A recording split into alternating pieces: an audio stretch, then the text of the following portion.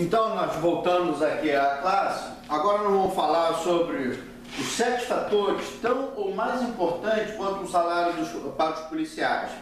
Nós precisamos primeiramente começarmos a entender nós como policiais, dentro do nosso contexto, dentro dos nossos valores, para que nós possamos progredir e começar a ampliar nossa visão, mas ampliar nossa visão dentro do nosso próprio conhecimento, internamente, como profissional, como homem, como indivíduo, né? Precisamos conhecer e definirmos alguns valores para nós nos posicionarmos. Então nós temos, olha, 7 fatores tão ou mais importantes quanto o salário para os policiais, não é? Nas sociedades capitalistas é comum que o valor de um indivíduo seja aferido através do seu poder de compra, e isso tem muito a ver com seus rendimentos, a quantidade de dinheiro que ele consegue adquirir em um determinado espaço de tempo, né? Esse é o nosso sistema capitalista, né? Muitas das vezes nós estamos aí valorizando indivíduos por causa da quantidade de dinheiro e de poder que ele tem para a sua vida no dia a dia, né? Neste artigo vou tratar de 7 elementos que são muito importantes para a construção de policiais mais dignas e valorizadas, que se esquecidos podem se tornar uma corporação tão ou mais infiável do que um contexto de baixos salários. Isso foi um trabalho feito por Daniel Ferreira, tá? Então vou repetir. Neste artigo, vou tratar de 7 elementos que são muito importantes para a construção de policiais mais dignos e valorizados, e que, se esquecidos, pode se tornar uma corporação tão ou mais inviável do que um contexto de baixos salários, né? Então, nós, dentro do nosso contexto, dentro da nossa sociedade, muitas das vezes a gente vê essas pessoas ricas como um sinônimo de poder, né? São poderosas, são mais inteligentes, são mais, vamos dizer assim, conquistaram muito mais coisas do que as outras pessoas. Mas isso não é bem verdade. Nós temos os nossos valores e nós temos os nossos conteúdo dentro do nosso contexto, né? E nós vamos ver essas 7 posições expressada pelo professor Daniel em relação que é tão importante ou mais importante que propriamente o salário. Vamos lá, o ambiente ético-disciplinar, né? Por ser uma instituição responsável pela aplicação da lei, qualquer polícia corre grande risco de minar suas estruturas internas quando deixa de punir desvio de conduta, principalmente nos altos escalões responsáveis pela liderança e gestão cooperativa. Em outras palavras, qualquer corporação, hoje nós estamos vendo o que está acontecendo aí no Brasil, né? A nossa liderança, o nosso governo, que deveriam estar dando exemplo, ela, muito pelo contrário, corrupção atrás de corrupção, mentira atrás de mentira em todos os níveis, que a credibilidade de toda instituição está por água abaixo, ninguém acredita mais em ninguém, e há essa dúvida toda em relação a como nós nos posicionarmos ou não, né? Então vou repetir aqui, por ser uma instituição, a polícia, responsável pela aplicação da lei, que somos nós, qualquer polícia corre grande risco de minar suas estruturas internas quando deixa de punir desvio de condutas, principalmente nos altos escalões responsáveis pela liderança e gestão cooperativa. Então, por exemplo, se hoje nós vemos no nosso departamento de polícia, vamos falar a polícia civil, se nós estamos vendo delegados, superintendentes, corregedores faltando, não aplicando a lei, abala toda a estrutura, né? Toda a estrutura ela fica desconfiada, né? Vamos ver uma polícia militar, a mesma coisa, né? Se você vê uma estrutura para os coronéis, o comando em geral, se é um comando corrupto, se é um comando que não aplica a lei, que não investe, toda estrutura ela fica muito abalada, né?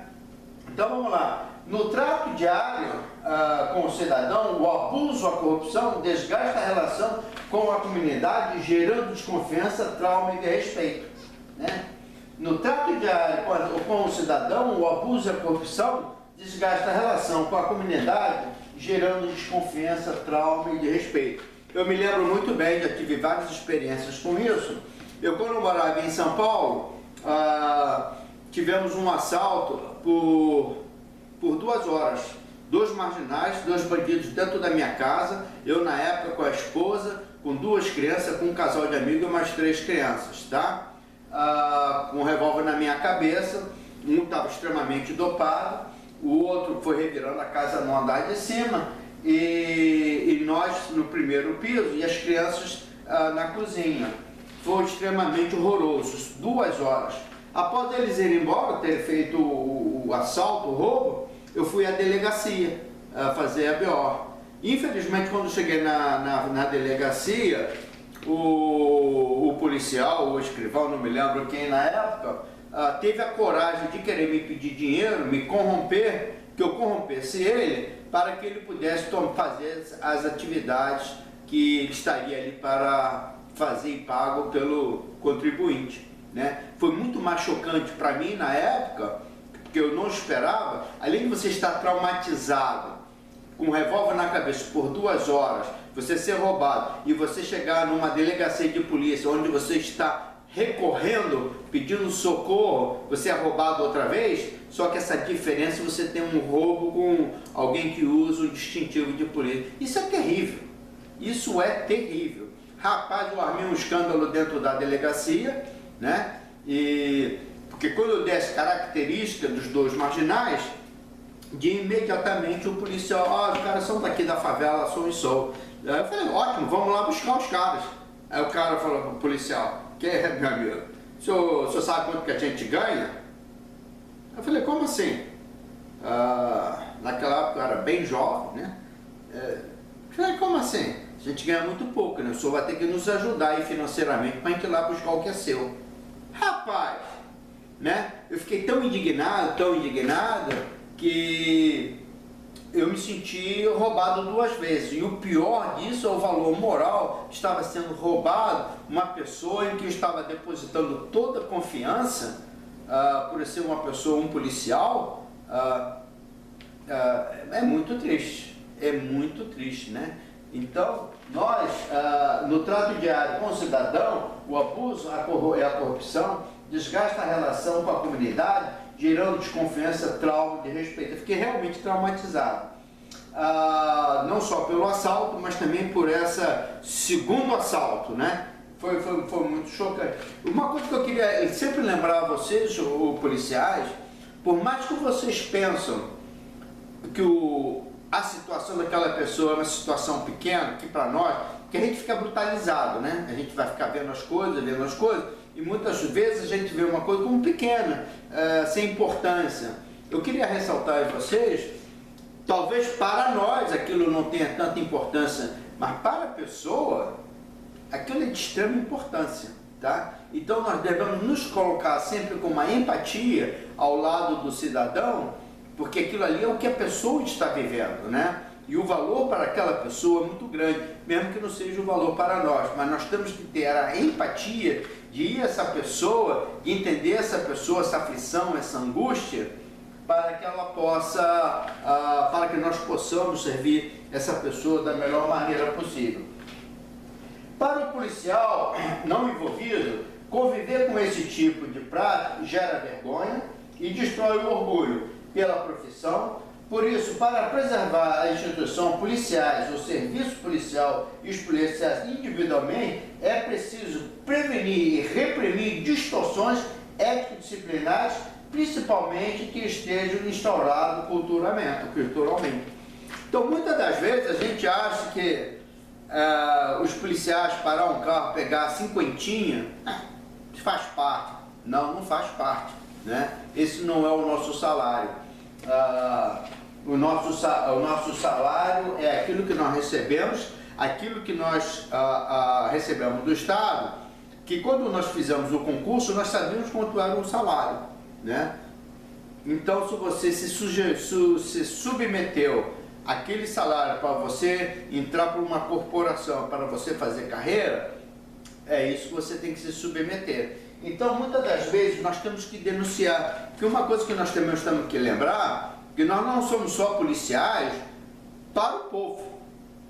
Nós somos policiais 24 horas, até mesmo para nós mesmos. Nós temos que estar constantemente nos policiando para não cairmos nessa bobagem, nessa tentação de nos corrompermos, de nos desvalorizarmos. Se nós soubermos que um colega nosso vai cometer um crime, principalmente crime sério, nós temos a obrigação de reportar ao comando sobre aquele evento, para que nós possamos limpar a banda podre da polícia, e nós temos uma corporação com dignidade, isso está muito mais acima do que qualquer outro salário. Você ter orgulho daquilo que você faz, daquilo que você trabalha e da sua instituição. Uma coisa que eu quero sempre ressaltar: nós sempre temos que proteger e ressaltar o nome da instituição, o nome polícia. Está acima de nós todos, tá? Então, para o policial não envolvido, conviver com esse tipo de prática gera vergonha e destrói o orgulho pela profissão. Se você não tem orgulho da sua profissão, se você não está satisfeito, por favor, você tem a opção e tem o direito de procurar uma outra profissão. Faça um planejamento, desenvolva alguma coisa para que você possa conquistar outros objetivos, para que você possa ter orgulho, porque é muito triste você trabalhar num lugar onde você não tem orgulho, onde você se envergonha, onde você pratica corrupção, onde você pratica crime. Isso não é legal, tá bom? Se você tiver alguma pergunta, anote, escreva. Se você tiver algum pensamento, você queira refletir, discutir comigo, nós poderemos discutir isso mais tarde no Skype. Dose de valorização número 2. Digamos que um soldado vamos dar um exemplo, uma polícia militar, pode ser qualquer outra polícia. Uma polícia militar em início de carreira tem vencimentos iniciais de R$8.000. Parece ótimo, não é mesmo? Não é a nossa realidade atual, mas vamos supor que seja. Mas considere o mesmo soldado ganhando os mesmos R$8.000 após 30 anos de serviço, corrigida apenas pela inflação. Provavelmente ele estará desmotivado e insatisfeito no final da carreira. Então, o que é o seguinte: o padrão dele vai continuar por 30 anos. Ele não vai ter uma motivação, um orgulho de fazer uma carreira, porque se o salário dele é 8.000, 30 anos, se ele não tiver uma coisa diferenciada, além da correção da inflação, como reconhecimento do seu salário, daquilo que ele faz, sua atividade, ele realmente se desmotiva. Então é preciso que as polícias tenham planejamentos racionais postos em prática nas carreiras de seus policiais. Vou repetir.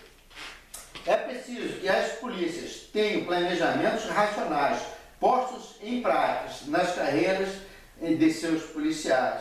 Então é necessário que durante a nossa carreira nós tenhamos coisas postas para que crie uma motivação de você conquistar mais, de você...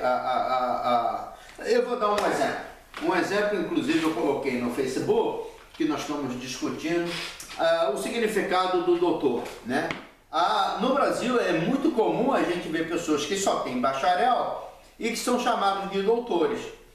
Eu contesto isso vigorosamente, né? Porque se você realmente quer ser chamado de doutor, você tem que conquistar o seu mestrado, você fazer o seu doutorado e depois você apresentar a sua tese na frente de uma banca de 5 doutores para que eles possam realmente te aprovar e você conquistar aquele título de doutor. Por quê? Porque se você faz um bacharel e você é chamado de doutor, você perde a motivação de você chegar ao seu doutorado, a conquistar, e acaba desvalorizando um título tão importante, acadêmico e intelectualmente, daqueles que conquistaram.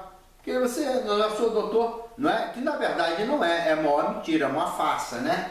Então é equivalente mais ou menos isso. vamos para a dose número 3, estabilidade política, né? Quem tem como missão fazer com que a lei seja cumprida não pode estar vulnerável a eventos políticos de ocasião. Nós, policiais, temos que estar fora desse contexto. Nós temos que estar neutro. Não importa o partido, não importa a tendência política, você tem o direito de pensar? Claro, tem. Você tem o direito de posicionar? Tem. Mas nós não podemos estar recebendo pressão para fazermos o que é certo, né? A aplicação da lei. Os policiais precisam ter segurança de que, ao cumprir seu papel, não serão retaliados e castigados. Isso em política, até mesmo dentro da corporação. Não é só política PT, PMDB, PSDB, sei lá, e por aí vai. É política dentro da corporação. Nós precisamos estar seguros, se nós damos uma multa num coronel, nós não vamos ser punidos, não é? Nós não vamos ser transferidos. Nós não vamos ser, na palavra mais comum, sacaneados, né? Um exemplo todo é qualquer indivíduo deve ter a garantia de manter-se estável em seu local de trabalho, próximo de sua família, não sendo transferido, salvo em caso de escolha que o beneficie no início da carreira. É impossível satisfazer a todos, mas nesse caso os critérios são estabelecidos logo ao ingressar na polícia. Tá? Então, em outras palavras, é muito importante para nós policiais sabermos que nós vamos aplicar a lei sem estar recebendo pressão política dentro da própria instituição. Nós estamos livres disso, né? Não importa se eu sou chefe de polícia, eu cometi, como mencionei há pouco tempo em um vídeo, tive uma colisão com um carro em que a culpa foi minha e o policial me deu uma multa. Corretíssimo, né? Embora eu gostei, não gostei. Realmente fiquei furioso, mas fiquei furioso dentro de mim mesmo. Que o policial agiu correto, agiu. Ele faz isso para todos. Eu perguntei a ele, o senhor aplica multa toda vez que há uma colisão por alguém? Ele falou, faço. Por isso que eu estou lidando para o senhor, para mim não ser imparcial. Achei legal. Eu não dou para ninguém também, tá? Então, isso é questão de critério, é questão de descrição. Então, mas nós temos que ter essa certeza, né? São necessários elementos que blindem as polícias de intervenções que ferem a integridade institucional e desencorajam os policiais de cumprirem seus papéis. Gente, uma coisa que eu estou constantemente vendo no dia a dia, no WhatsApp, no meio da mídia, são policiais cometendo crimes em que isso abala toda a instituição. Toda a instituição. Não abala isso a ele, a essa pessoa. Aliás, nós nem sabemos o nome dele, quem ele é. Mas a instituição de polícia, ela é abalada. Simplesmente porque todos nós somos policiais. Independente se é civil, militar, municipal, federal, rodoviária federal, ferroviária, não importa. A instituição polícia, ela fica abalada, não é? Por quê? Tem elementos cometendo crimes, fardados, distintivos, prejudicando toda uma instituição. E nós temos que nos blindar disso. Número 4, efetividade na atuação. Existem dois principais motivos para os policiais brasileiros sentirem que seus esforços contra a violência não estão tendo resultados. A política de drogas vigente é a quebra de ciclo policial. Vou repetir. Existem dois principais motivos para os policiais brasileiros sentirem que seus esforços contra a violência não estão tendo resultados. A política de drogas vigente e a quebra do ciclo policial. Na política de drogas, a quantidade de apreensão aumenta na mesma proporção em que aumenta a quantidade de usuários e de presos que atuam no varejo do tráfico.